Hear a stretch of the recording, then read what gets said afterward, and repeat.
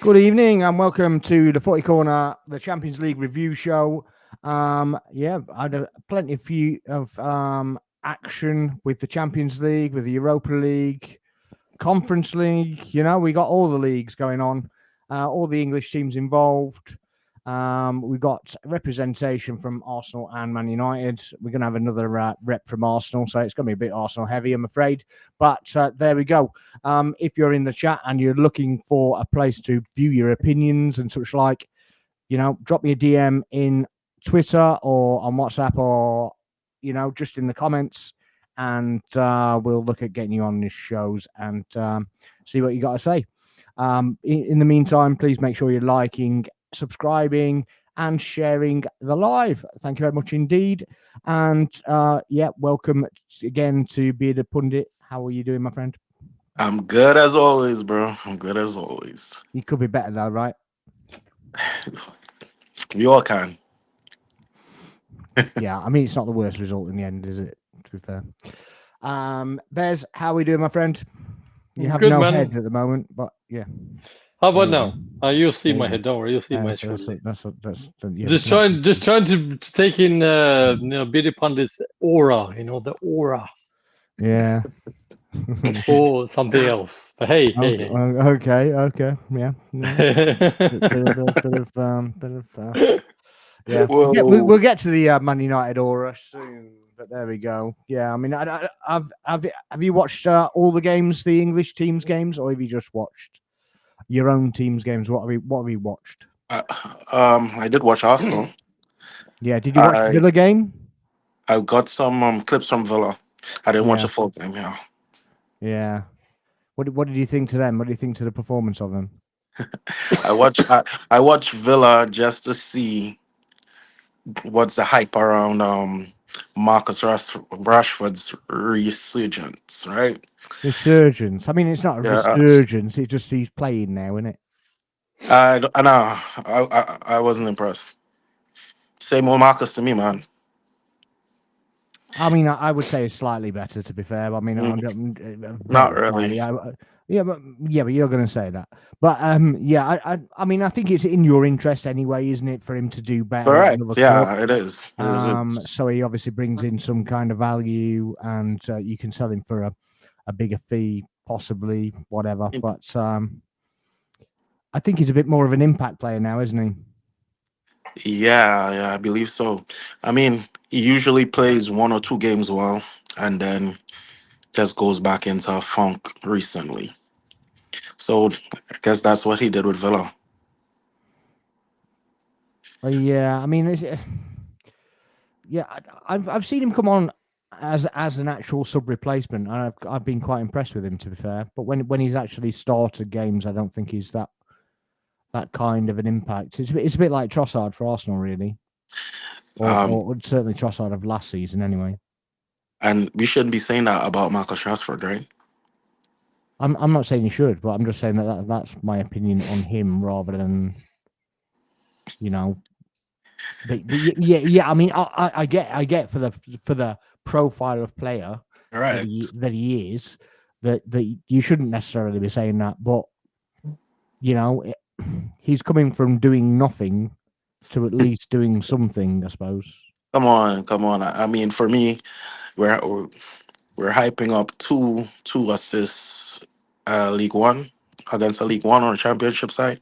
I mean, I don't think we're hyping him up at all, to be honest with you. I think that he's just getting games now, and he's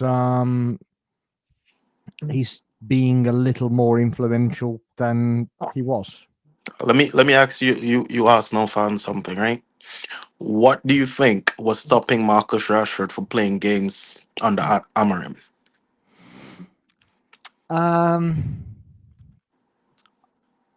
Personally, I think he lacks responsibility in his own actions. I think he loses.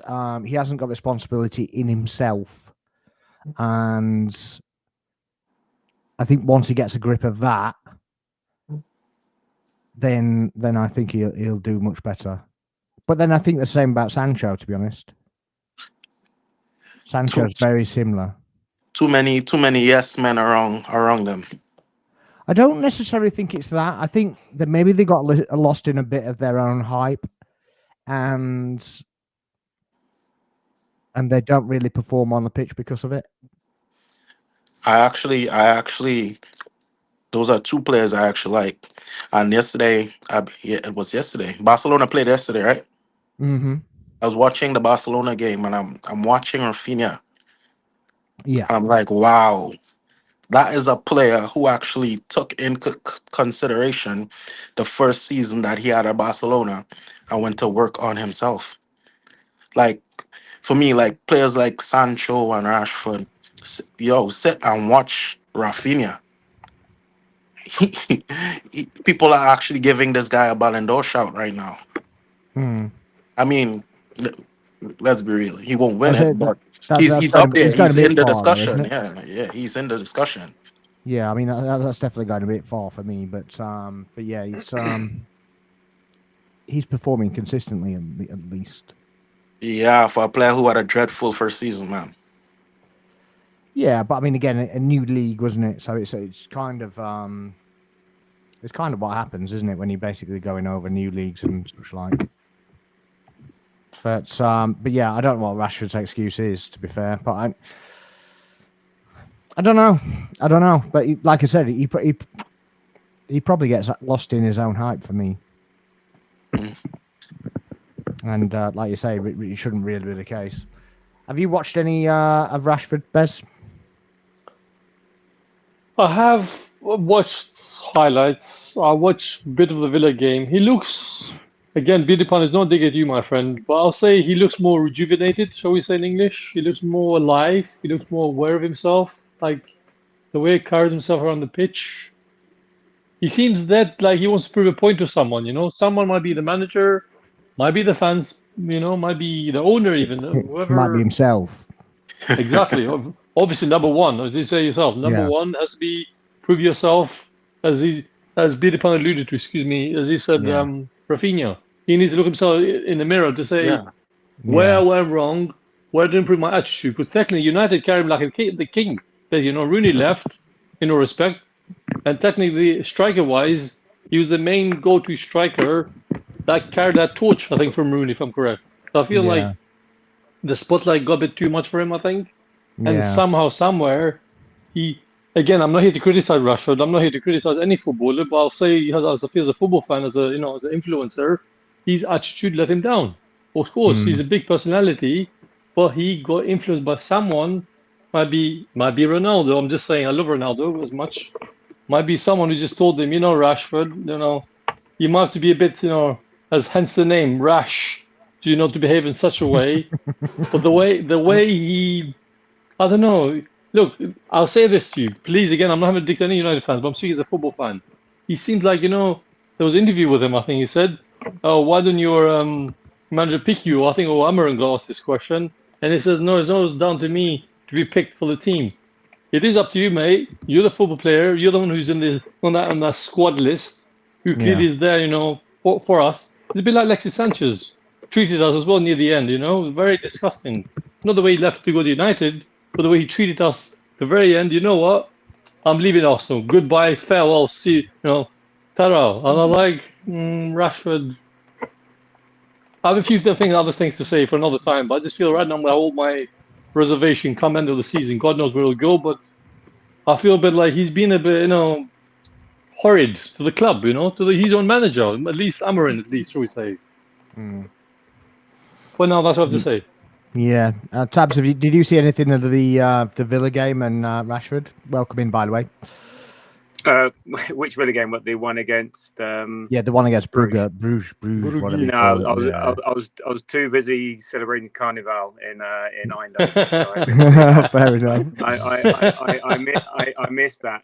But in terms of Rashford, that sometimes things get stale. I don't know.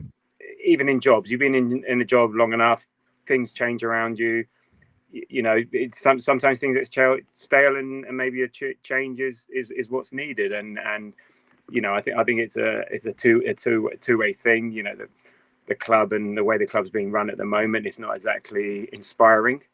And maybe he needs something like that, but also then you still need to be professional and and do your job. But these are young guys, young guys, and maybe some of the maturity, lacks in certain places. Maybe they get distracted by something. So that bit of professionalism, but it's because we've seen in the past what he does do from a mature perspective outside of football for good cause and stuff. So I don't think there's an attitude issue there, but just sometimes things go stale and they don't offer him what he wants, and they're not offering back, and then sometimes you just need a change. And I think that's it. And if we've been in jobs where we're unhappy, you're not going to perform at your best. You're not going to be your best, no matter how much you're being paid and all the rest of it. Yes, you should be X, Y, and Z, but that's where the professionalism comes into it.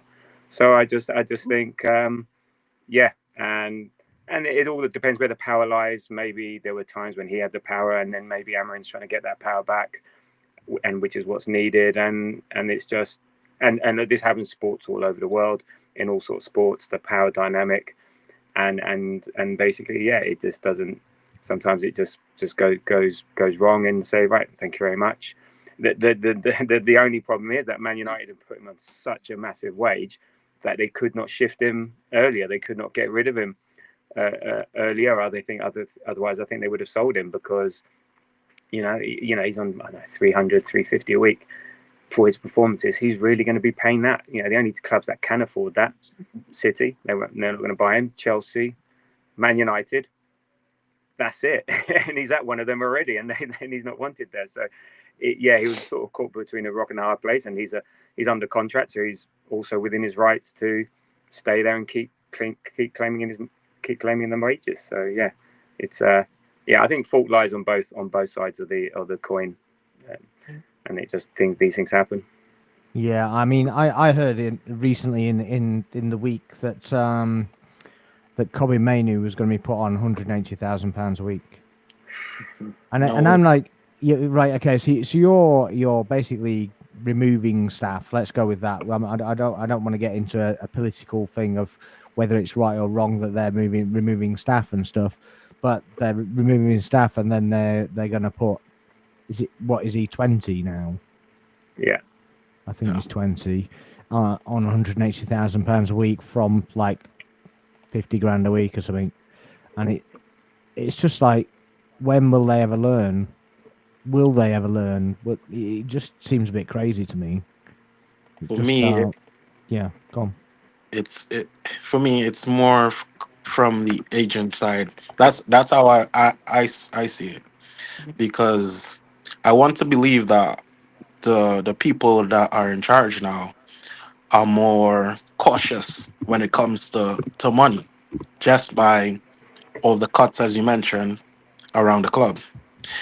And Mainu, I love Mainu, by the way, good player.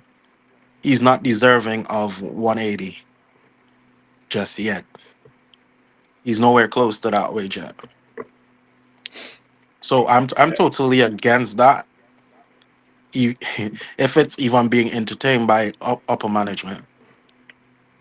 Yeah, it kind of makes a mockery of what you're trying to achieve, doesn't it? Because obviously you're trying to bring money down, and you're trying to do trying to get back within PSR or whatever it is. Obviously trying to pay off the debts, as it were, so you can actually get the interest rates down and such like, and whatever. And then you're just going to literally just pung a guy on 180 grand a week for very little. Well, I mean, he's performed. Yes, he has. But has he done enough to warrant that kind of a jump? I don't think he has he? No. To your point, you think, you're hoping that the new management are going to be more sensible. They're paying Chido Obi 30 grand a week. That doesn't strike me as sensible. That just strikes me as desperation of, hey, we've seen others try and store a load of potentially good players, and the only way they can do it is through the wages. And that's the only way Man United can attract players at the moment, is by paying the wages, paying the high wages, because in terms of prospects, near term, you're a lower mid-table club at the moment, and that's okay. You got the history, you got everything there, but also if you're a young player and you're thinking, what can I do? So okay, there's two things. One, I might be able to get in the team because there's lots of opportunity there, and two, they're going to pay me a shed load of money more than elsewhere, and look, you don't knock people for taking it. We'd all go anywhere if we're getting triple our wages. So you're not going to knock that. And these are young guys. I think you're right. Agents do influence, but the club pay what they want to pay, and that's just where football is going everywhere. And in terms of, I know it's a bad look. They're laying off dinner ladies one area, and then they're paying Mainu, wanting to pay him this the other way. The way businesses are run, all the rest of it, they have different buckets for different expenditures and different things. And okay, fine, it all hits the bottom line, but they have different budgets, different things. So it's hard to, laying off a tea lady is not going to. It's best paying someone's wages for a week. So it's there's something else going on there. It just doesn't look great, but what you're doing around some of the operational stuff isn't going to have an impact on massive impact on other things and how much they're going to pay players, because it's just the way budgeting and organizations work. Yeah, there's some alarming signals coming from there, and it reminds me very much how we the stadium move and such like, and it looks very similar to what we went through, and well. Are we just about back now to where somewhere around where we were? So it's a long old process. It's a long. I mean, I hate using the word process anyway, but it's a long old drama. It's very painful. We went through phases where we were throwing tickets away because we couldn't. We were paying people. I was paying people's travel to use a ticket that I got spare. Oh, quite literally. So I was taking people to go to the game, and I go, look, I'll buy your travel card. I'll buy your travel card, and I'll take you to the stadium, because I just don't want the seat to be empty. It was that bad. So yeah, you get to the point where just about out of that, and then we're now getting to another point, another threshold where it's like, yeah, we can't get over the line, we can't do the next step. So we're at another fork in the road, as it were, of waiting whether our board's going to do it again. So it's a lot of it's many processes actually rolled into one, isn't it?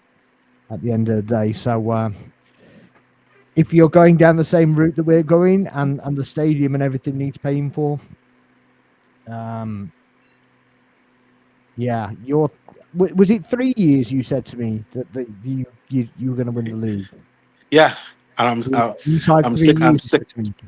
sticking to that. Especially, okay, I'm waiting to see what goes on in the summer. Yeah, but when you get to the next 12 months.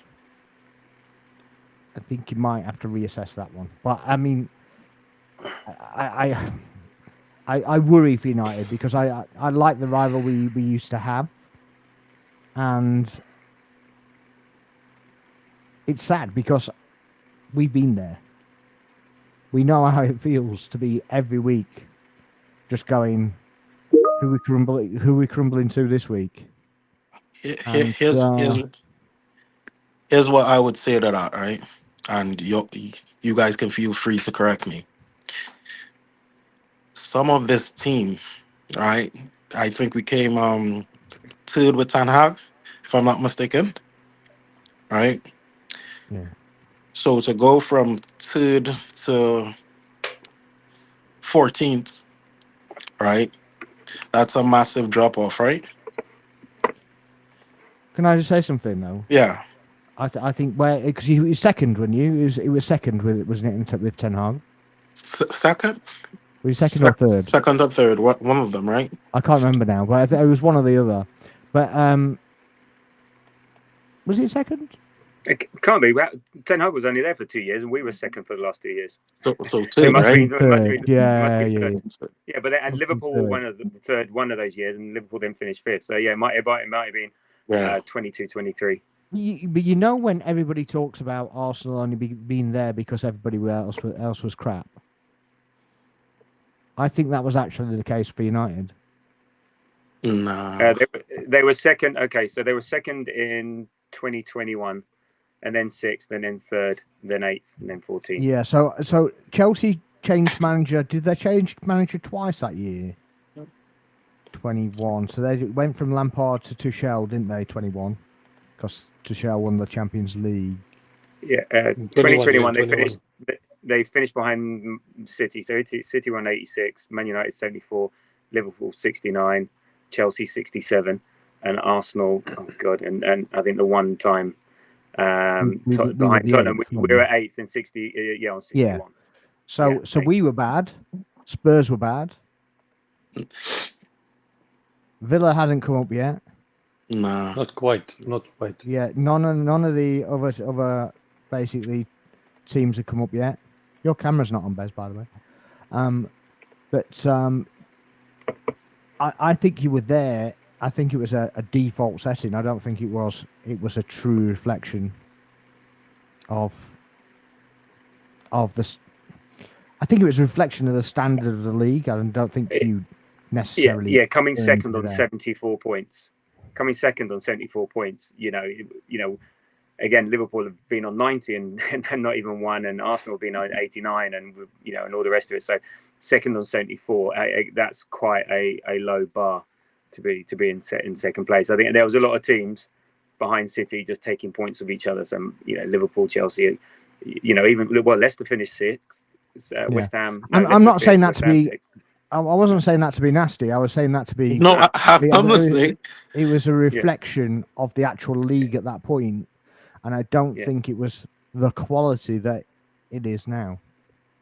Yeah. What I would say to that is the standard that Man United fans expect of the team and of the club, right? I don't see us staying where we are now. It just isn't in the DNA of the club. Yeah, it doesn't matter. The fan standard, all this fan standard is nonsense. The standard is what the owners want the club to be. It's nothing to do with the fans. The fans, they couldn't give a two craps about the fans. I don't believe that. Owners. Because well, you better start believing it, because that's where it's going. When didn't every club in England back out when they were going to change the league? Wasn't that because of the fans? To the Super League. Yeah, wasn't that because of the fans? Yeah, but you're talking about an individual club. We're not protesting for your owners. And I believe, but also, go ahead. No, that was that's like a decision. Say, look, we don't want our club to join this league, and fine, that's a very binary decision. You either join the Super League or you don't. The problem with Man United is two aspects. Well, talent is what wins you games and wins you championships and all the rest of it, and a decent manager that can take it a long way. Unfortunately, from a talent perspective, you are miles behind. Hoyland, like Xerxes, is not a tactic. You've got to be buying the right players for the right reason at the right time. And then you do have to, unfortunately, Sparks, you do have to have a process, and you've got to say, right, okay, this is our 4 or 5 year plan. This is how we're going to do it. We're in lockstep with the execs. We're going to take the hit now, and we're going to just have we're going to build on youth. We're not going to be spending money on the likes of Casemiro or Eriksen or anything, and we've got to be buying young quality and to build on it. And then that will take time, and it won't be 3 years. But then in lockstep with that, you've got to have a culture around the club. You've got to have all that stuff that comes with it. And it just doesn't seem to have that at the moment. There's no feel good factor. There's no talking about what the objective or plan is. The one thing with Arteta came in straight away, he was going, these are the standards that I want. These are the standards that I'm going to accept. And if you're not on with me, you can get out. And then you draw the line in the sand, and you progress from there year in, year out. And it gets harder and harder the closer you get to the top, because the margins and the difficulty to go to the next level is harder and harder. So, but you don't see that from Man United at all. You just see weekly struggles, weekly this. And it doesn't matter how much the fans want it. Yeah, the fans can change. The fans can affect change by being disgruntled. I hear there's going to be a protest this weekend. But actually, how much of the Glazers actually really ever listen to the fans? You've had the green and yellow scarf brigade for how long? They don't No, care. They're in it Scott. for the money. Their investments going through the roof because of whatever. And yeah, and the fans can be disenchanted, but that only one fan gets replaced by another from somewhere else, and it's yeah. I don't know how much difference their fans will make. Okay, here what I would say to that, right? Um, what year was it when Arsenal they lost first place after December? What year was that? It was 22, 23. Um, how long was Arteta at the helm? 2 years. 2 years. Yeah, 3 years. And what you guys are saying is that we're in a worse place than Arsenal was those few years ago. No. Yes, Kidding. so you are. You are, yeah. I wouldn't say Yeah, that. you are in a worse place. You're in I a Of wouldn't course worse say you are. that. place. You're okay. So you started off second, third, second in the league, or third in the league, whatever it was, and you're now in what 14th, 15th? What are you in? So Please it's just not better, remind is us it? of a manager change, So it's not better though, is it? a manager change, and a formation change. Can I Okay. please say Also, something to that Is it then? better Can I? though? is he better than who? Is it better than you? Is it better than you under Ten Hag? Is it better? Is he? Yeah, he's better than Ten Hag. Yeah, he is. Okay. I mean, not proving it right now, but all right. I mean, Bez, you can go ahead. Well, Go on, No, Bez. but okay. Since you haven't technically a dig at us, Arsenal fans, I'll say this to you: our team He can't. He can't go financially. through. This is what happens. This is what happens because he can't accept what we're saying, and we're just trying to inform him of what we've been Can I through. please No, say this, it's not Sparks? that. Can I please? That's Can I please all. say this? Can I That's please all say we're this trying when to I do. get a chance, please? What I want to say is, as an Arsenal team right now, we're betterly financially on and off the pitch. We're better off where United is on paper, on black and white. I, for one, while looking at Arteta, he's vocal.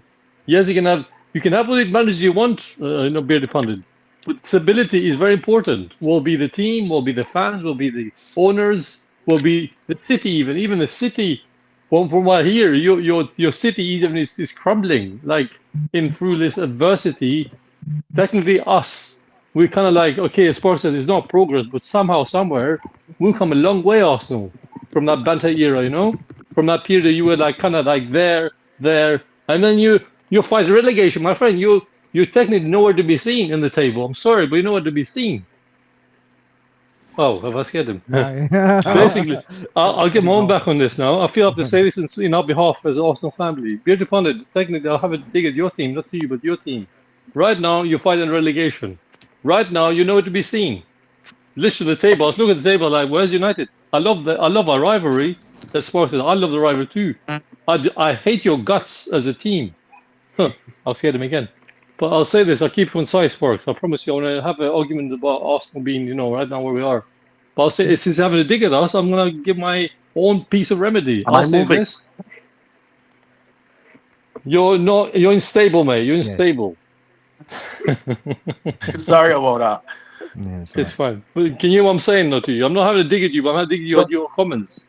no. What? And I will stick to this, and we will come back to this 3 years Go from on, go now. on.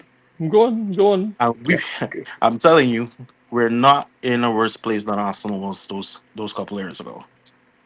Are you So serious about okay, that? okay, Yeah. no, okay, no, okay. So what makes you That'd be good. think what is happening at the moment that gives you confidence that in 3 years' time you will be challenging for the title? One, their faith in the manager. Because Okay, let's be real, we've seen big clubs sack a manager after in the same season after hiring a manager, right? We've seen this done. However, you listen to Amarin's press conferences, and that sounds like somebody who's going to be back in the summer. So before I asked my question, I told Sparks, I was like, let me see what happens in the summer. And for me, players like Ganacho are going to be sold. Rashford is going to be sold. Maybe Dalot. So if we put everything in retrospect here, right? That is additional funds to spend on players. Now you said the only way Man United can draw big players is by spending money, right? Casemiro is also leaving. Those are players on high wages. So that leaves a gap, especially at what I saw today on the bench for reinforcements. Once and he also and is creating a culture within the club. You got rid of bad apples like Rashford. He hasn't got rid of him yet. He's on loan. Not I officially, mean, my friend. Exactly. hold Not on, hold officially. on. Ten Hag back down, right? No, Ten Hag let him back finish. down when Marcus Rashford wasn't performing. He tried.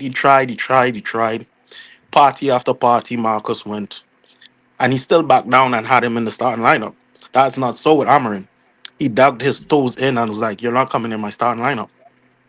So it's refreshing to see a manager that has all that standards that are going to deal with the players on a certain level that brings up the standard of United that we haven't seen for the past couple of years. So all that inspires me to say, hey, this guy is a serial winner. He won at every club he's been at. He knows the standards that a club should be held at.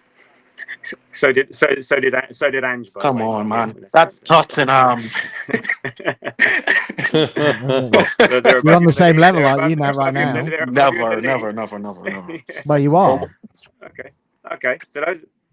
So so basically you're saying new players coming in and faith in the manager. So that's a big turnover, by the way. That's a big club rebuild. So you're at the base which you're building on isn't particularly solid, and then you've got to get 5, 6, 7 new players in. And how many people actually get that many and that high quality in a thing? So it's going to take you 2 or 3 transfers. In terms of the manager, in terms of the manager, talking one thing is the action on the pitch, and he's on a worse points and win percentage than Ten Hag. So in his time there, his statistics are worse than Ten Hag from the points per game and a win percentage. And in terms of financially, you are in the hole £300 million. So from a PSR financial perspective, was it? No, they've lost 370 million over the last 5 years. Yeah, but I think it's 700 million in the whole. Yeah. Okay. Yeah, so even worse. It's 300 whatever the numbers in is, operating value and 300 in debt, actual debt on transfers and on interest, I believe. That's without the actual loan onto that the Glazers leveraged. Yeah.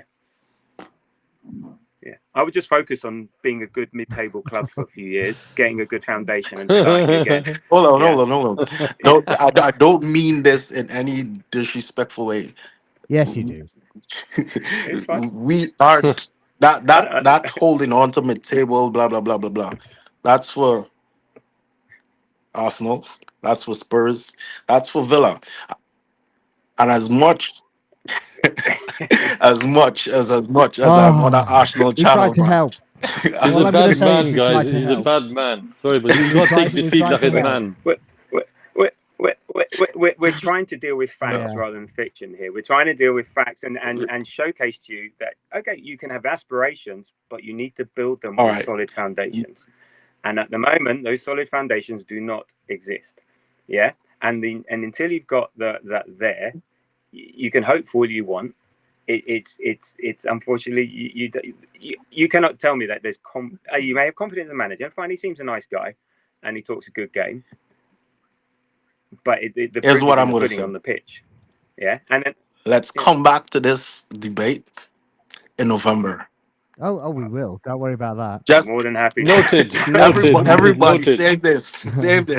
Oh, yeah, we'll be saving it. 6th of March, guys. 6th of March as well. 6th of March. I won't forget the day. But the thing is, as well, and we're kind of in a bit of the same situation in that we don't have a sporting director, but there's no proof that your board have the ambition, even that the Glazers had, because all it actually looks like is they're trying to take you out of debt. Now, whether they're trying to get you out of debt so they can plunge loads of money in, I don't know. But that's going to take a hell of a lot of time to do that, surely. That's Mm. losing 400 staff or whatever it is. When you're looking at 350 million quid, that's not even scratching the surface. And you're not in Europe either, and missing out. I mean, Europa League and missing out on Champions League money, and you're going to see other clubs like Arsenal. No, they're City, going to win it. Liverpool, They're going to win it. Chelsea, Hold Newcastle. on. What I would say is about the cuts. The cuts. Oh, actually, they need to. Yeah, they might actually be in the if Champions they League win next it, year. they'll be in the Champions League. Oh, extra spot. This is the bounce you get Yeah. from getting a little fluke win, right? A fluke win. You got a fluke draw. Nah, man. We that was a soft penalty. Let's be real, man. That's a It's soft a soft penalty. penalty. Yeah, man. So it's like this. Let me ask you something. Do you jump with your hands at your side? He didn't jump. Yeah, but if I want to stop someone heading the ball, I will jump with my hand up at there. So I believe they stop them heading the ball. I don't jump up. I don't jump up like this. I'm sorry. Nah, his hand wasn't like that, bro. Yeah, it was. Chris, no, it wasn't in front of him. It was at his side. It was coming down. Yeah, well, Yes, you know. I mean, Cristiano had a heated debate about that. I jump with my hands for leverage. Yeah, but your arms come down. Yeah, but you jump there. Come not on, we there. saw it in down, slow so you motion. got- His hand was coming down, man. That was soft. It wasn't But jumping at all. It's a penalty. It is what it is. Consistency.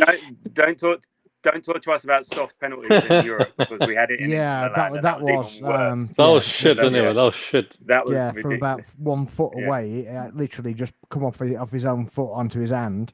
Yeah. And Yeah. However, other than that, Fernandes was basically punching the ball out, as far as I could tell. From the penalty area. if it was intentional, he should have got a yellow, right? Yeah, now he's paying you. No, he was already, God, beat it. yeah. He was already on it. He was already on it yellow. Send him He was off. already on Send it him yellow, off. So he would have been Yeah, sent send off. him off for deliberate handball in the box. I only tuned Anyway, in to on to watch the next anyway game. to watch Zubimendi, and he wasn't even playing. I What don't did he even play? I didn't see that. No, he got Nah, he didn't play. he got taken off at the weekend, and they didn't want to risk him because they thought that the Interesting. Man United wasn't the big enough scalp, so they I mean, what I would say is that Amrin's game plan until that penalty worked. What was the game plan? I was watching. His game plan was basically not to lose the ball and build up and get caught in the counter attack. So we pressed very much high. That's what I like to see. Maguire wasn't in the back, so we could have afforded to pressure a little higher. We lacked IQ. That's what I would say, especially on that right hand side with Dalot. We lack IQ, man. I saw a clip of him just to roll the ball into Højlund. Oh yeah. Come on, man. Come on. I think he was offside though, wasn't he? Nah, he played the ball. I think he cut back. He cut back inside. Yeah, I actually thought he was offside when he actually played it through. But yeah. When you got Højlund and to the point of like even last year, I was like, that guy's raw, but I like some of his movement and stuff. But since then, he just does nothing. You have to give him confidence. You have to give him the ball in situations like that. You have to play him in. I don't have confidence to give him the ball though. That's the problem. But then it's Dalot, man. Would you want him on Arsenal? No, bloody don't. No, I don't. I don't think I want any of your players, to be honest with you. I want with the only one Fernandes. He's the only good. The only one is Fernandes. He's actually Bruno. Plays. The only thing that penalty motion. Bro, you got Bruno is one of the most creative players in the world. Let's not take that away from him. Yeah, but he creates tears too much as well. Exactly. Let's go for tears. Crocodile tears, mate. He was talking about that pull on his shirt, and he must have been going on for 5 minutes to the referee. You're like, man, just get over it. And yeah, shut up. Not you, but him. That's probably not gone in his favour when he's seen the penalty decision as well. So he's just gone, and guy spent all this time whinging at me, and then he's done that. So he's probably not done himself any favors. I mean, I kind of got used to it after after so many years, but I like what I saw. I like what I saw until after the penalty. After the penalty, heads dropped. Hmm. Typical United. We're It's defeated. that to happen though, isn't it? I mean, that's when your manager and whatever earns his salt, is when the heads go down, and then you go, right, okay, do this, do that, do the. I mean, I don't know why he took He, Garnacho he, off. he, ma- he, ma- They're he, better players. he play. I He was chucking mean, up in all shots. honesty, did he Rested him for the play weekend. that well to you guys? Say again. Who? I said, in all honesty, did Garnacho play that well to you guys? I didn't watch the games. I don't know. It was a threat. He was a Yeah, threat. he was stretching play. He was stretching play, and then as soon as he came off, there was nobody stretching play. There's a reason. There's a reason Amrin told him to come on the right, because like everybody knows what you're gonna do, and it's not that effective, right? Well, he was actually Majority, shooting rings, wasn't he? yeah. Majority of the times he was coming in on our left, he was getting shut down, right? But I don't Until think it's he went. about that. It's not about that though. It's Oh, about getting Xerxes in the game, and when he you're does that, reaching Xerxes. he brings Xerxes into the game, and as soon Nah, as man. Xerxes brings Xerxes in the game. Just his play. well, why didn't he go on to do anything else later in the game then? Come on, man. Leggy. You saw it in a bit in the first half. He looked a bit leggy. Who, Xerxes? Yeah, he looked a bit. He Well, looked a bit I hope sluggish. he was leggy, because we play him on Sunday, so it's only 3 days away. If he's leggy from that, he's going to be leggy from that, isn't he? I mean, But 3 days to recover. Bruno was in a press conference saying it as well. You could see it. He was a bit leggy. Hmm. Yeah. I mean, I think Garnacho had a decent game. I mean, I think he had 5 shots across the game, and I think the one thing Man United did do well was they broke quite fast, quite quickly, and they were trying to get numbers, not a huge amount of numbers, not Arsenal-esque, but they were trying to break fast with Garnacho and Højlund and Xerxes and all the rest of it. So I think that was quite impressive. And actually, they did have Garnacho should have scored. There was one at the far post in the second half. Should have gone. He should have been hitting that across goal, and I thought that would have maybe even made it 2-0, and you could see he just, I don't know, snatched at it or something. He does front post like a lot, so doesn't he? It's like he should go back post a lot more. Yeah, you always go back post, because you never need. Well, keeper knocks it out, someone runs in, and all the rest of it. So I thought he had a decent game. It just and actually Darlow didn't play great, but he's actually normally one of your better players. Not this season. Maybe not today. And Dorgu looked okay, but he won't be playing on Sunday because he's suspended. How unfortunate. So, I know there were pockets where you looked threatening, but there weren't the numbers. It seemed to be either you had people in attack or people in defence. And as always, there's no middle ground, is there? No midfield. There's no midfield. So because you're either too old and too slow to actually keep up with the forwards, or you're defending and basically Man United just set up shop. It's the detachment, isn't it? It's the detachment between like Casemiro and Bruno and whatever. There's kind of no cohesion between the two of them. And like you say, one's either in centre back mode, or he's in the penalty box and he can't get anywhere else. Cassie has no legs. Let's be real. He has no legs, so he will be more defensive, man. But other than that, I don't see this midfield besides Bruno, Xerxes next season, man. Do you still think you can win the Europa League? Do you still think you can win it? Yeah. Okay. Yeah. So you got the likes of Roma, Atletico Bilbao, Lazio, AZ Alkmaar, who beat Tottenham, Lyon, who else? Frankfurt. We won't be playing half those sides, man. even Bodo Glimt, you know. So Well, you never know. I think Yeah, we played them, but it's a different ball game now. But we won't be playing half of them. That's kind of how knockouts work. Yes. yeah, so Good answer, he was though. Good listing answer. them, right? Yeah. I don't know, but what I'm trying to say There's is, like, nothing like really, stating the you know, if you look obvious. at those teams again, shit. Yeah, I know. It's like 14th in the Premiership. Come and on, you're going to be playing the likes of Roma, we're a different Lazio, kind. Bilbao. We're a different kind of animal when we're in Europe. We have a bit of luck when we're in Europe at the Okay, moment. Like so you said that. How was today any different to any other Man United performance?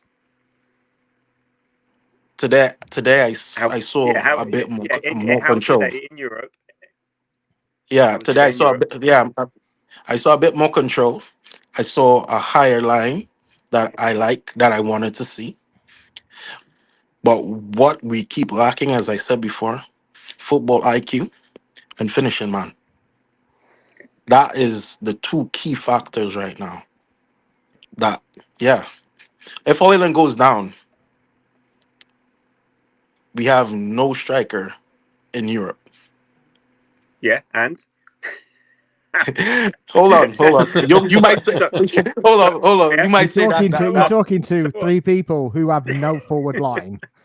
We have a centre midfielder playing as a striker, right. Makeshift Here's what and I he's would say, still right? doing better than Hoyland. Hold on. Here's what I would say. Here's what I would Well, yeah, say. Marino Right. scored more goals in the Premier than You Hoyland, guys and Yep. don't take this any kind of way. It's just me bringing You facts. can't say something and then not expect somebody to take it any kind of way. Well, all right. So let me ask the question first. Right? Are you expecting Arsenal to win the Champions League? We're not. No. No, we're not. But we're not. Right. We You didn't you ask see you the that. difference? You see the difference? I expect my team to win the Europa. So my team without Okay. Okay. a Wait. striker. Okay. Back up. Yeah. Right. So if your team was in our position in the Champions League, would you expect Man United to win the Champions League? Without a striker? Are we talking about injuries on the whole? Listen, right. If you're saying things, you can't add context after the event when you've said it about my So, team, right? So you If basically if saying Man U that was Arsenal right now, would I expect them to win the Champions League? if you were in Mhm. our position Mm-hmm. with the same draw, Mm-hmm. would you believe that your team can win the Champions League? Yeah. fair Yeah. enough. Okay, Yeah. good. That's Yeah. fine. Expect. No, but that's expect. We all want it. You hear how Whether you it- worded that, right? We do Whether want to win expect it. Yeah. Yeah, We but just we don't don't expect to win. expect. We're Right. not delusional. We're not because also that Yeah. you got to have some sort of credibility. If you say, "Oh, I expect Arsenal to win Champions League," your credibility is out the window because no Yeah. right should you be expecting to win it. You know, given our circumstances, we want to win it and we hope we win it, and we've got a chance of winning it because we're in the Champions League. But whether we expect to, bloody hell, yeah, there's very few. And if we did, as Tab said there, we'd get called delusional. Why? Because we're Arsenal fans. It comes with the territory. All right. Let's put but Arsenal. also it makes sense. But it also makes sense. We are missing our main forefront line. Okay, and you're playing the likes of potentially Real Madrid, the likes of Barcelona, the likes of Bayern Munich, the likes of even Liverpool. You know, with these teams with full strength, and who knows what's going to happen with the team. It's just reality. We've got to have some sort of credibility there. If we're saying, "Oh, I expect us to win the Champions League," based on what? We're going to be struggling to finish second in the Premier League, let alone winning the Champions League. Now we've got a chance. We've got a very good defense and a very good midfield, and we can win every match 1-0. We have a chance because we did it in 2006 and we got to the final with an amazing record with a makeshift defense. But I don't expect it, and that's the word there. Expecting is a very strong word. I'm glad you touched on that as well because I would say, as I brought back to the statement Sparks just now made, right? You would be called delusional. Let's watch it from a neutral point. Take away the injuries. Does Arsenal have a team capable of winning the Champions League? With everybody Yes, they fit? do. Yeah. They do. Yeah. So as a neutral, That's how I would watch it. Arsenal has a Can I squad. say something to you, Bearded? Can I say something to you? For Yeah, me bro. personally, being over 20 years an Arsenal fan, sorry if I keep repeating myself over this. I expect the unexpected of my team. Because on Tuesday, I'm not gonna lie to you, as a brother of yours, You're a Man U I was fan. nervous. And hold on, No, man. we I'm all not were. making it personal. I was nervous before the PSG game. I was very nervous. I was literally shitting myself. I'm not gonna lie to you. I was literally scared. But I expected the unexpected. I But think I also, think I said that on the last show. I expect Arsenal on paper to go out there and win that game, if I'm not yeah. mistaken. But let me just say this: even with our full strength team, I say we've got a good chance of winning the Champions League. I would never expect us to win it, even if we had all the injuries and all the players and all the rest of it. I would not be going down. I expect us to win it because it's a bloody hard competition against some really, really good quality teams. So the expectation thing, and that what ruins things because and that's why a lot of people get miserable because expectation versus reality, and then reality hits and they're all miserable because their expectation way too high. So I expect us to go far. I expect us to do well and say quarterfinal, semi-final. But I'd never expect us to win the Champions League. That even with a full strength team. So yeah, I think there's only one club that expects to win it every year, and they've done it 15 times. So they've got they can back that up. Yes. No, I would agree with that. Yeah, man. So yeah, we kind of gone round the houses. We spent basically an hour not actually talking about football, but there we go. Yeah, you're right. I mean, it's so there you go. makes some. I don't know about Tuesday, man. What happened on Tuesday, please? I don't know about Tuesday, not about United. Yeah. Manure. I don't know about manure. Yeah, well, why don't you start with that then? Well, I enjoyed it. The way we started, the way we dictated the ball around, the way we kept our heads calm. One thing I'll say to you is, before I forget, I'll probably put a tweet out there somewhere, but Lewis Skelly, and I'll swear if I go a bit vulgar, but he needs to calm the fuck down, man. I love him to bits, but he needs to tone down his little bit of I would say motive, but there's something that I expect Arrogance. now. Pardon? It's not arrogant at all. He's No, my No, friend I'm is not asking. arrogant. I'm No, he's a asking. baby, bro. Come on, he's a baby. Come on, beautiful. He's a God. baby compared to most of us. He's a young lad. He's gonna grow He's up. At not some even point in and his realize- natural position. So come on, No, Yeah, I'm give asking what it he a needs to rest. tone down. I'm honestly asking. He just needs to learn. He's Exactly. learning the job. I was about to say that too. But Taps just said it. He needs to learn from his lessons. Surely, we human beings, we learn from each other. We're not born smart. We're not perfect. I'm sorry, I'm gonna sound personal now. We're not born smart, but we're gonna some way, somehow, we expect him to learn from it. At least expect him to learn from his mistakes in the past. No, at I least he will learn. actually think as well. I think that the ref helped him, but I think he also recognised that he was a bit harsh with the first yellow card. I think. Yeah. Mm.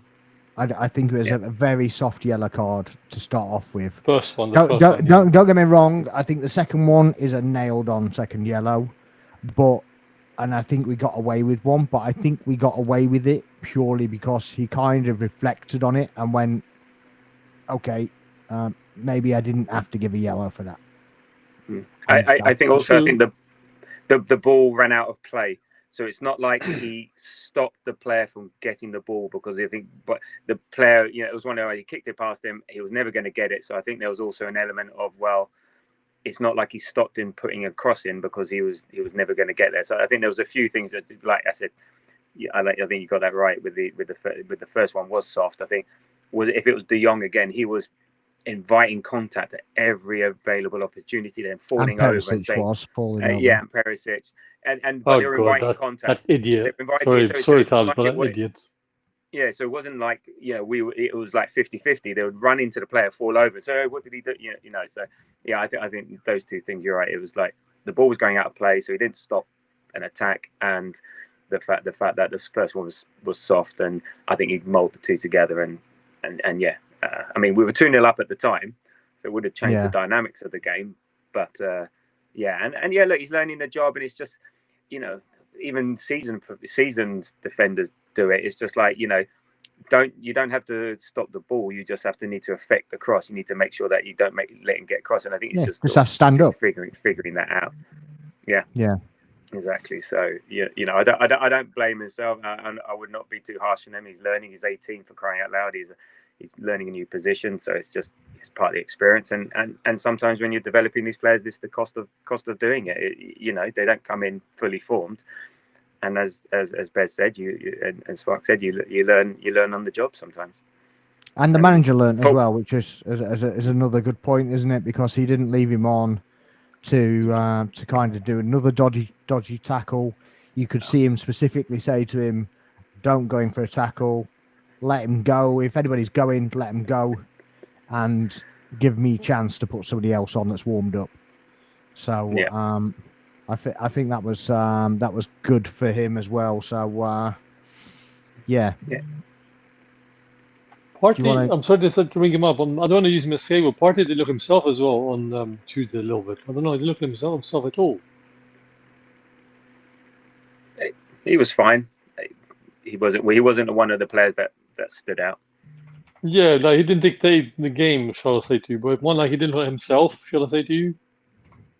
I don't think he had to. I think it was just more a case of he was just being there shielding the back four more than anything else.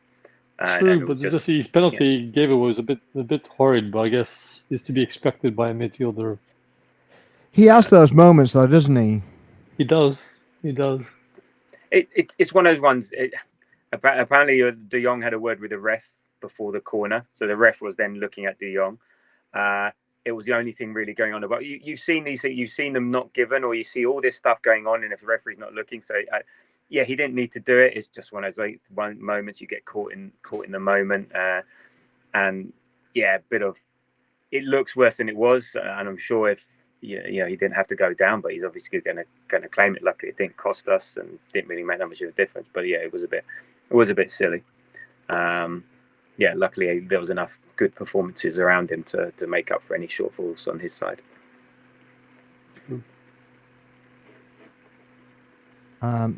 So sorry, I'm just trying to get bearded back.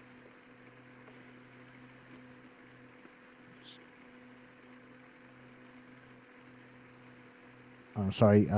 Bearded saying he's got an emergency, so he had to go. Fair enough. Okay. So what did you think of the rest of the game? Did you obviously we went on to scored a few goals, and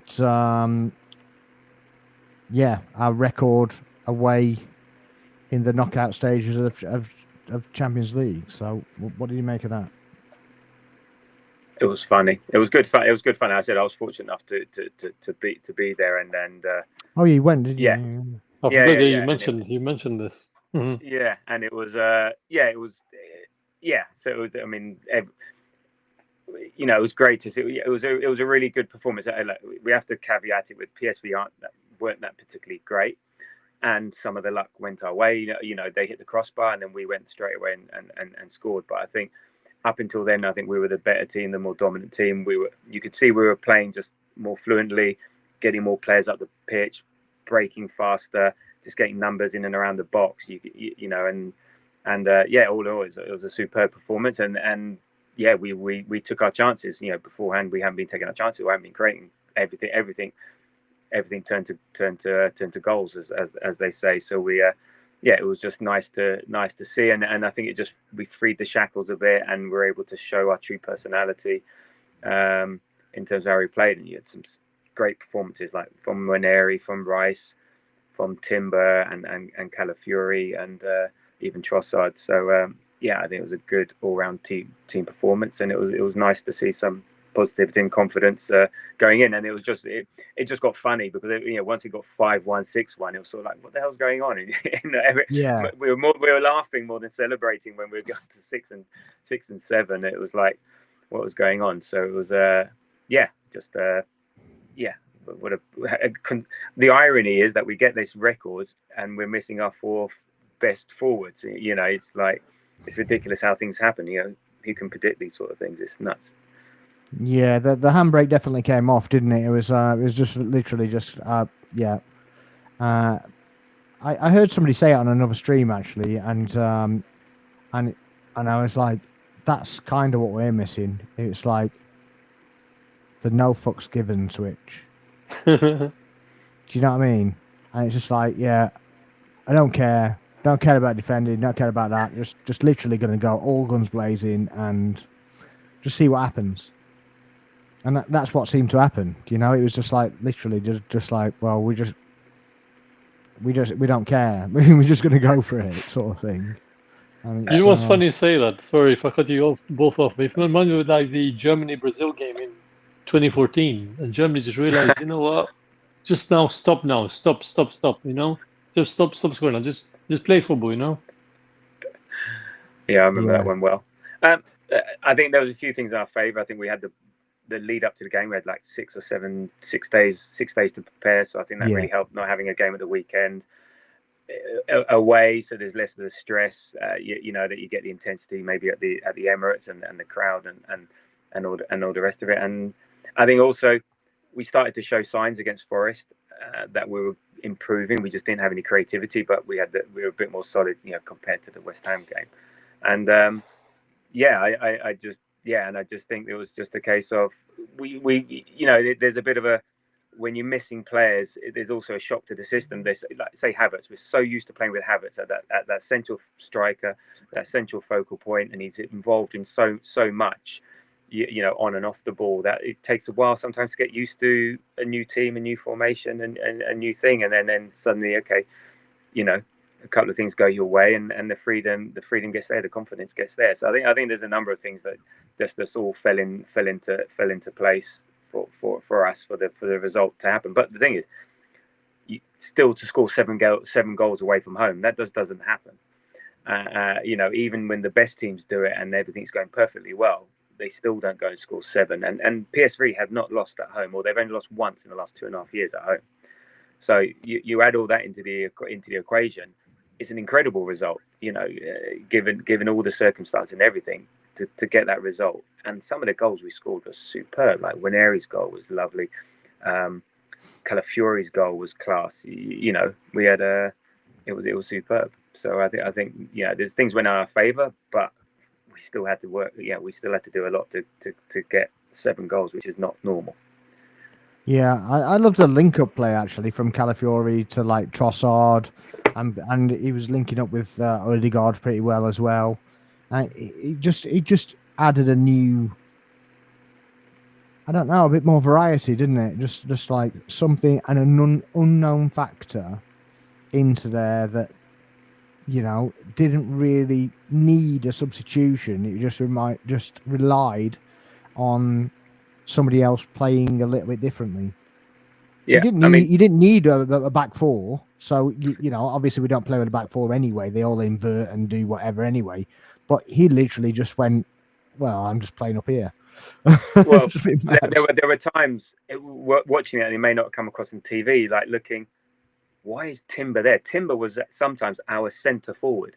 You know, he was our most furthest forward player.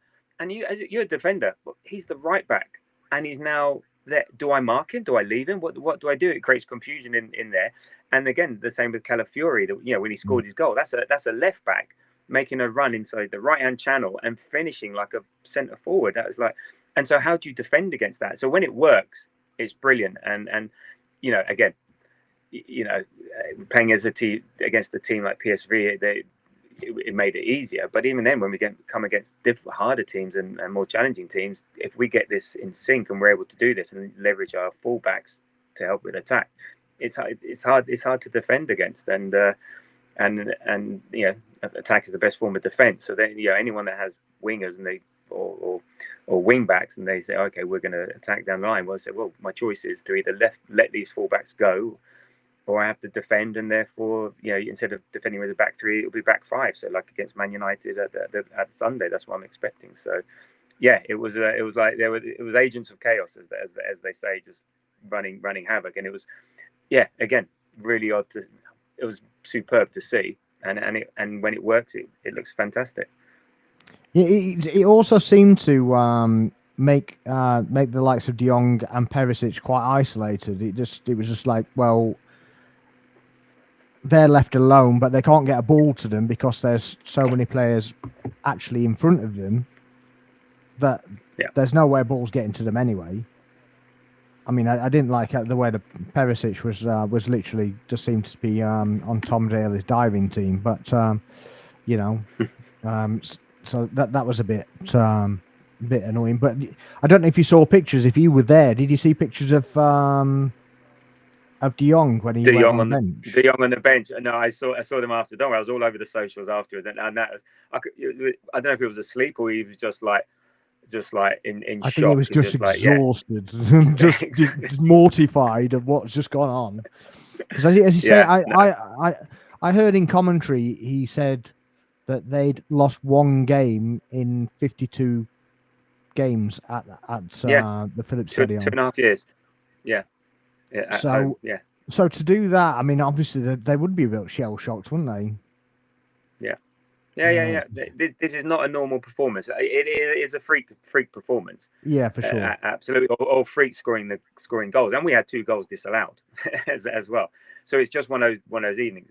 But you know, you still got to do it. You still got to finish the goals, and none of the goals were actually lucky that went in. They were all nicely done. But yeah, so it's I think we deserve a lot of credit considering, and it's well earned. Yeah, cool. Sparks, I'll leave you then, my friend. Okay, man. Nice one. Sorry, there's some no, it's to all do good. before I go bed. No, it's all good. I'll see you next time. Yeah, enjoy yourselves. It's a cracking win, as Yeah. I say, but I'll leave that to you both. Have a good one. Yeah, no worries, man. Sorry, long day already. Feels like forever. That's cool, man. It's all right. We went a bit around the houses anyway. On to Sunday then. On to Sunday. Take care of yourself. Sunday, indeed. All right. So, see you. Cheers, man. Bye. All right.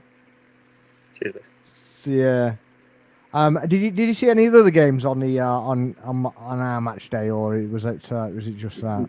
No, just that. I sort of following the Real Madrid and Atletico one, yeah, and obviously, Aston Villa, hoping. Well, yeah, actually, yeah, I think I prefer Aston Villa to go through actually. So yeah, me too.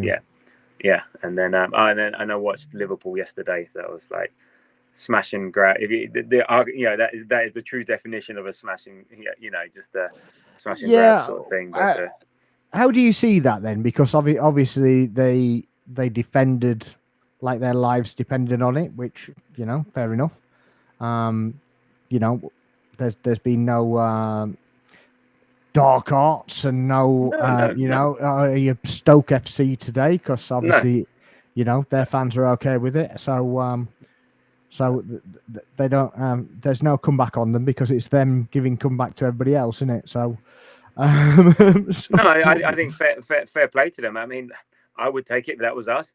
That's what you got to do. That's what you got. And sometimes you got to ride your luck. And Alisson has a game of his life. making more saves than he's ever made before, equaling something like that. So yeah. I mean, and then PSG shooting was, just because you have a high number of shots doesn't mean you've had good chances to score. And maybe they need to make better decisions in terms of their shooting. Yeah, Dembele's shooting was very questionable, wasn't it? Yeah. It's like what you keep shooting from there, and it keeps either going way over the bar or near the corner flag. So maybe stop doing it. yeah, exactly. Maybe do something a bit different. But maybe mix it up. Yeah, fair play to them. Yeah, we're all going, oh, lucky bus. Oh my God, how lucky are they? How lucky are they? And but sometimes, as I say, sometimes that's the game plan. You have that one chance, and you have to take it. And we all thought, oh, Salah's off. Okay, great, we can all relax. And then. On comes Elliott, first touch of the ball after 40 seconds and scores. And it's just when your luck is in. I mean, if things were falling for you, so. It's a long way to go before we have to worry about that kind of instance anyway, isn't it? It's just literally you just gotta, worry about what's in front. But PSG looked a far superior side to what we played in the knockout rounds anyway. And I think they can still, one goal at Anfield, and I think they've got the quality to get it. So the tie's not over. They still got a lot to do, and you could see them potentially scoring. Maybe one of those shots does eventually go in. So we'll. I mean, for me, I even if they do score, I kind of see Liverpool scoring again, maybe scoring even two. So I still fancy them to win on the night at Anfield anyway. So they go through, and obviously they play Villa, don't they? If they go through, so which won't be easy. All English ties are never straightforward. Yeah, it's a bit of an added spice, isn't there? Yeah, and but it's one of these things. A bit like when we play Tottenham when they're rubbish, or Man United when they're rubbish. It's something seems to even itself out. So So I think I don't think it'll be an easy game for Liverpool. Villa drew 2-2 with them recently and stuff like that. So again, but I said PSG get one goal, could make for a different tie. So we'll see. I said it's not over yet. Barca went 1-0. 1-0 up. They had a man sent off. Sort of the last kind of 10 minutes that Benfica were putting the pressure on them, but not really getting anywhere near them because they'd done the same job as Liverpool. Really, they're just because they were down to 10 men. They just literally just parked the bus and went, "Okay, break us down then." Yeah, and so that's a decent result for them. And then was it Bayern Munich won 3-0? So Bayern Munich, with a cane brace. Yeah. So he might actually be earning his stripes in Champions League. Do you think they can do it? Do you think they can get to the final? Yeah, the big teams. You look at Real Madrid, Barcelona, Bayern Munich. They're always going to be thereabouts. I don't know who do they play in the next round. Is it Inter? If they go through, I'm not too sure what they play in the next round. But that's a very good question. I don't know that side of the draw, but they as good a chance as any. Your favourites would still be Barcelona, Liverpool, Real Madrid, and we'll see. But the two legs, you never know. Definitely. I don't even know where that is on that one. I don't know. I don't think I have the new layout, to be honest. Or do I? So they play Inter Milan. If they obviously went 2-0 up, so you'd expect that it's Inter, wouldn't you? So but they're playing all right as well. To be fair, they don't concede many goals, do they? No, especially at the San Siro. So again, you get to the quarterfinals. There's no anybody guarantees. Can win it, can't they?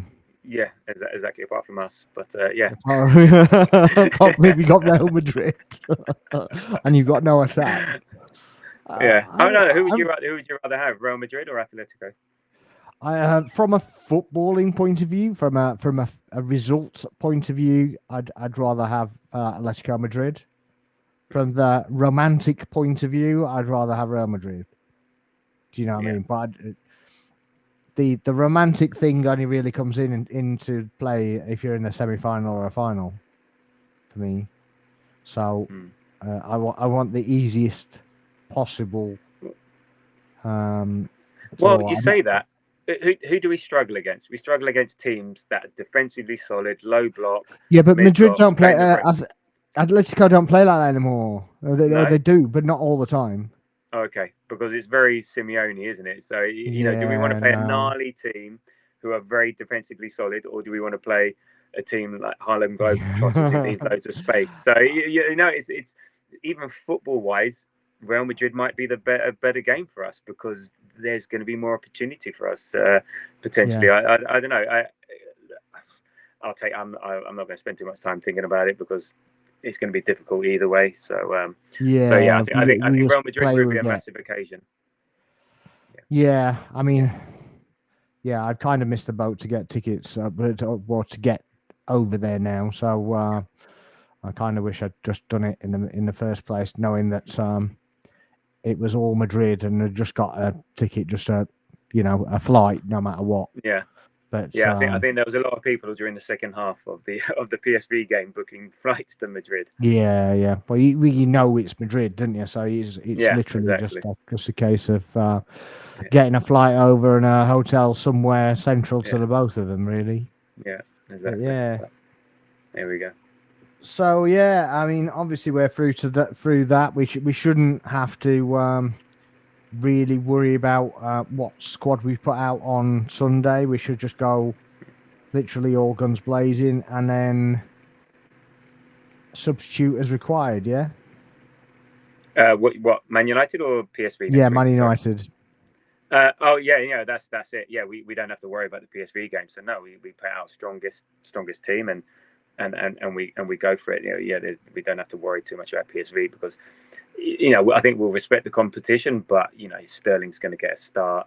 Maybe Kivior, Zinchenko. We're going to be playing our substitutes in the main. So no, Sunday it's all just. I think the only decision to be made is Calafiori versus MLS. And potentially Partey over Jorginho, but yeah, those are the only two decisions really to be made. So and even it's likely just to be Partey. So it's MLS or Calafiori, and I think he'll go with Calafiori. I think the other way around, but yeah, I think he's now kind of gone. Well, Calafiori is now the surprise factor that just comes on and plays anywhere.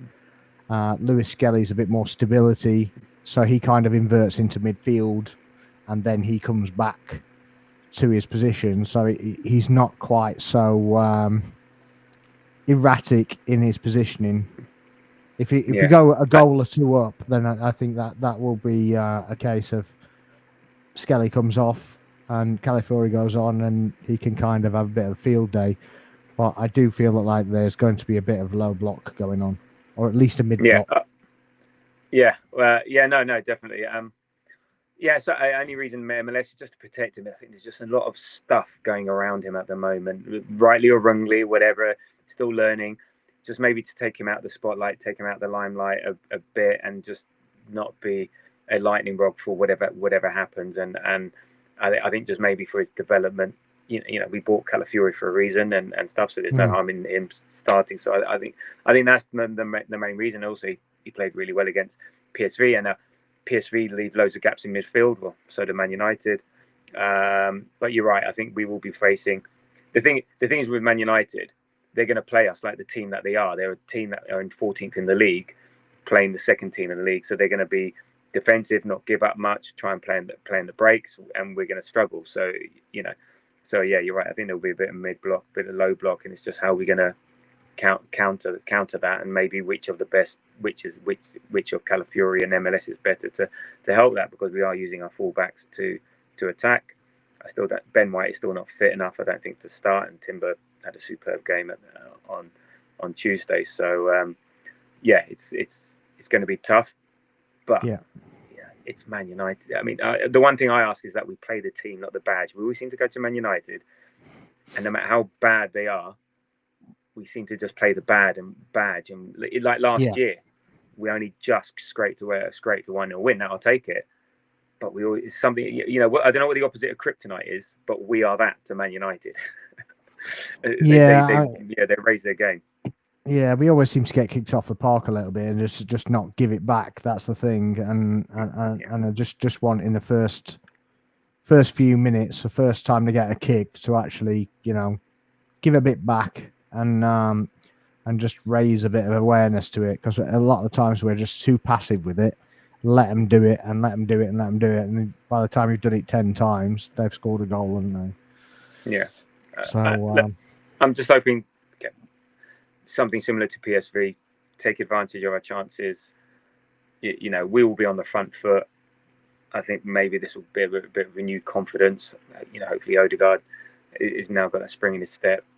Winery's just looking amazing, but Winery seems to be one game on, one game off type. So don't know, but again, the good thing with the PSV result is that we weren't stressed in the second half after 50 minutes. So everyone was sort of, everyone was playing with fun. It was fun, wasn't it? Rather than pressure. With no weight on the shoulders. And then also it also really helps with Chelsea next week. So then PSV midweek, we don't have to worry about that. So we should be in a good position. So I'm hoping that we're coming to Man United with a spring in their step. Whereas Man United, they had a hard game tonight. They'll be a bit deflated. I think they should have won up until 70 minutes, and then they escaped with a draw. So, and what's Man United's priority? Finishing. Well, this is what we said before we even kind of got to this point. obviously from our point of view as well, the Champions League's more important, isn't it? To try and get through to as far as we can get in the Champions League rather than the league. But with what we've done in the first leg at PSV, I think that's switched it a little bit. So now we can actually concentrate on beating United and maybe chilling out a little bit, but maybe getting a couple of goals against PSV and preparing for Chelsea at the same time. No, exactly. So, but what do you think of Man United's priority? Do you think their priority is? I think their priority has to be Europa League. Yeah. It has to be, because they can potentially get into Champions League with it. Yeah. Because they're not qualifying for any kind of Europe unless they win Europa League. Yeah. No, of course. No, it was interesting because Ugarte and Maguire, they were held back from tonight's game, and I think they'll be fit for the weekend. So it's interesting to see is it really their priority or not. So it should be. I agree. I agree. It should be, but it was interesting that he didn't want to risk him tonight. But you expect them to be in the team now. If we're worrying about the likes of Maguire and Ugarte, then we've got bigger problems. But then again, Maguire can be a decent defender at times. I don't mind Ugarte either, to be honest with you. No, he's a bit gnarly, but they don't offer much. Yeah, okay, they'll be part of that defensive block and that wall. So from a defensive standpoint, I'd rather they weren't playing because it's two less players, and I'd rather be playing against Yeni Loro than Maguire and and stuff like that. So Casemiro rather than Ugarte sort of thing. So we'll see. We'll see. Fair enough. And just a little mention before we wrap up here, our neighbours played AZ Alkmaar, and in the first leg they lost 1-0. I don't know if you've seen the goal. No, I haven't seen anything. Sorry. It might be worth a watch. Go on, talk me through it. It's an interesting take on an own goal. Let's go with that. Yeah, I don't think I've ever seen an own goal like it, to be honest with you. Who was the lucky player? Bergval. Okay. Yeah. All right, I'll look that up. Yeah, it's worth a little watch. Yes. Okay. You're intrigued. Yeah. I'm intrigued now. Yeah. It's very. We love laughing at Spurs fans, right? Okay. You see that comes up fun with flares all the time, but yeah, it's one of those. It's I don't really know what to say about them, to be honest, because. What is there to say? I mean, losing. Yes, AZ Alkmaar. It's not exactly It's not exactly PSV or Ajax. No, they had one shot on target the whole game. Tottenham or AZ Alkmaar? Tottenham. Oh wow. And they have obviously had two because the other one was on their own goal. Very good. Yeah, it's weird, but they had 60% possession and one shot on target. Wow. Okay. So yeah, bit mental, but there we go. So yeah, I think we're about there. So yeah. No problem. I'm gonna go and grab some dinner. Yeah, me too. Actually, yeah, it'd be nice to actually get some food for a bit. But yeah, it's nice to see you again, Tabs. Thanks for joining us. My pleasure. Thank you for inviting me. Yeah, welcome anytime, you know that. And thank you very much to Bearded and Bez who had to leave us early. But yeah, appreciate all the time. Appreciate everybody that's come in to view the channel. If you are still in here, please make sure you're liking, subscribing, sharing the channel, making any comments, any questions you've got for us in the comments. We'll get back to them straight away. And yeah, we'll see you on the show next time. I've been Sparks. This is Footy Corner. Good night.